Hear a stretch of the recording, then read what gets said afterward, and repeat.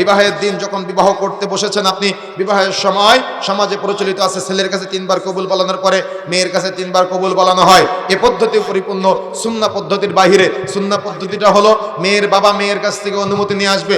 মেয়ে যদি বিবাহে রাজি না থাকে মেয়েকে জোর করে বিবাহ দিতে পারবে না। সহিহ মুসলিমের হাদিস, আল্লাহ রাসূল বলছেন মেয়ের কাছ থেকে অনুমতি নিবে। মেয়ে যদি চুপ থাকে মনে করবে মেয়ে রাজি আছে, মেয়ে যদি বলে আমি রাজি তো আলহামদুলিল্লাহ। মেয়ে যদি বলে যে ওই ছেলেকে আমি বিবাহ করব না, জোর করে আপনি বাবা বিবাহ দিতে পারবেন না। মেয়ে যদি বলে আমি ওই ছেলেকে বিবাহ করব না, আপনি মেয়ের উপরে প্রেসার ক্রিয়েট করতে পারবেন না। ইসলাম নিষেধ করে দিয়েছে মেয়ের কাছ থেকে অনুমতি নিয়ে বিবাহ বইটাকে বিবাহের খুতবার পরে মেয়ের বাবা বলবে আমি অমুক, আমার মেয়ে অমুক, তুমি অমুক, তোমার বাবা অমুক, এত টাকা মোহরের বিনিময়ে আমার মেয়েকে তোমার সাথে বিবাহ দিলাম। তখন ছেলে বলবে আমি আলহামদুলিল্লাহ কবুল করলাম। এটা হলো বিবাহের সুন্নাহ পদ্ধতি। এই পদ্ধতি ফলো করতে হবে।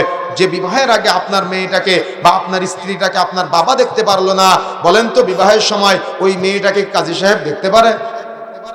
কথা বুঝেন না মনে হয়, কথা বুঝতে পেরেছেন? এই জন্য এই সিস্টেমগুলো একেবারে সুন্নাহ পদ্ধতিতে ঢেলে সাজাতে হবে। কথাগুলো সব ব্রেনের উপর দিয়ে যাচ্ছে মনে হয় আপনার, অর্থাৎ এই আলোচনাগুলো আমাদের সমাজে হয় না। কিন্তু কত যুবক আছে দিন বুঝার পরে কষ্ট পায় যে আমার বাবা মাকে সুন্নাহ পদ্ধতিতে বিয়ে দিতে চায় না। অনেক বোন আছে যারা দিন বুঝার পরে শরীয়ত বুঝার পরে কষ্ট পায় যে আমার বাবা আমাকে দিনদার ছেলের সাথে বিবাহ দেয় না, যে হারাম করে হারাম ইনকাম করে, যত বেশি টাকা ইনকাম করে তার সাথে আমার বাবা মাকে বিবাহ দেয়। কোনো সময় আমার বাবা দিনদার পরহেজগার তাকওয়াশীল ছেলেকে খুঁজে বের করে তার ইনকাম কম থাকলে তার সাথে আমার বাবা বিবাহ দিতে চায় না। এমন বহু প্রশ্নের সম্মুখীন আমরা বহু জায়গায় হয়েছে। এই জন্য আপনি বাবা বা আপনি অভিভাবক হিসেবে আপনাকে এই প্রথা বা সিস্টেম চালু করতে হবে যাতে করে আপনার মাধ্যমে আপনার সন্তানরা দিন থেকে বিচ্যুত না হয়ে যায়, যাতে করে দিন মানতে সহযোগী হয়। আসলে আমি বুঝাবো কিভাবে? আপনি এমনভাবে আপনার পরিবারটাকে গড়ে তুলেছেন, আপনার ছেলেকে আপনি 5-7 বছর বয়সে নামাজের শিক্ষা দেন না, কিন্তু 7 বছর বয়সে আপনি আপনার ছেলেকে হাতটা ধরে সিনেমা দেখতে নিয়ে যান। 7 বছর বয়সে আপনি আপনার ছেলের হাত ধরে আপনি গান শুনতে নিয়ে যান। 7 বছর বয়সে ছেলের হাতে 5 টাকা দিয়ে বলেন যে আব্বু সিগারেট কিনে নিয়ে আসো। ওই 1 দিন যায়, 2 দিন যায়, 3 দিন যায়, 4 দিন বলে আমার আব্বু কি খায়, আমি ওটা টান দিয়ে দেখি কি, তাই না? এভাবে যদি সমাজ চলতে থাকে, পরিবার চলতে থাকে, তাহলে সমাজ জাহালতের মধ্যে যাবেই ভাই।